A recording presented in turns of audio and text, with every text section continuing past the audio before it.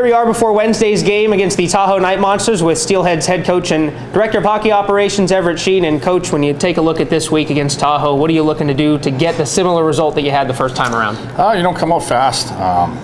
The 2 wins in Tahoe, we had to claw our way back and show how resilient we were. But it'd be nice to come out to a fast start for our fans, especially. We own one from the home opener there, so just to have a good start and continue to build off of it. When you look at that home opener, it was a 5-0 loss, but you had a bounce-back effort on Saturday, a 4-2 win where you did get that fast start. What did you like about your team in that game? We just showed our grit again. It's easy to be down that Saturday and not respond, but our group responded well. We had that goal disallowed early, and then the next shift we scored again. So just the grittiness and the resilience, and I liked our speed and our pace, and I thought we played really well on Saturday. Those are themes that have come up, I feel like, over the first couple of weekends now, the grit and the resiliency, where you talk about those 2 games against Tahoe where you come back and win, another one on Saturday where you have the goal disallowed. I mean, is that a theme that you're noticing as well with this team? It's just the never say die attitude? Yeah, absolutely. I mean, even the 5-0 loss, there's no negativity on the bench. Guys wanted to keep pushing and trying to find a way back in it. And, it speaks volumes to the character of the guys here that, they just never feel out of a game, and, they're willing to compete till the very last buzzer.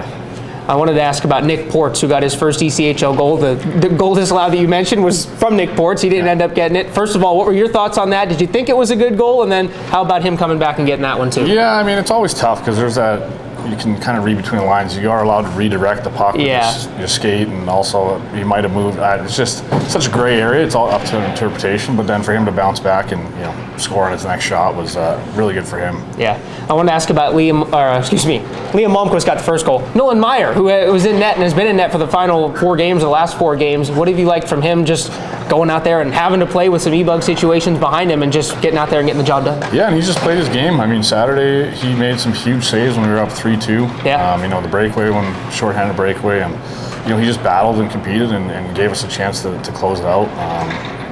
No one would have faulted him if he got scored on a breakaway, but he came up big and made a huge save in a timely manner.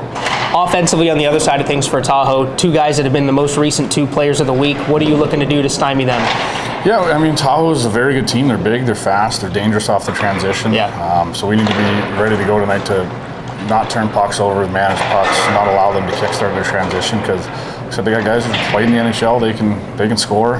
So we just need to keep pucks out of their hands and slow them down through the neutral zone. Does anything change on your end looking at their roster? Of course, Tahoe with 2 new goalies, some guys that have been called up. Is that a different approach on your end, or just same old, you're going to play your game? Yeah, same old, same old. The message this year especially is just focus on us, get really good at what we do best, and I think when we do that, we can compete against any team in the league. All right, there you go. Best of luck this week, Coach. We'll see how it goes. Thanks a lot.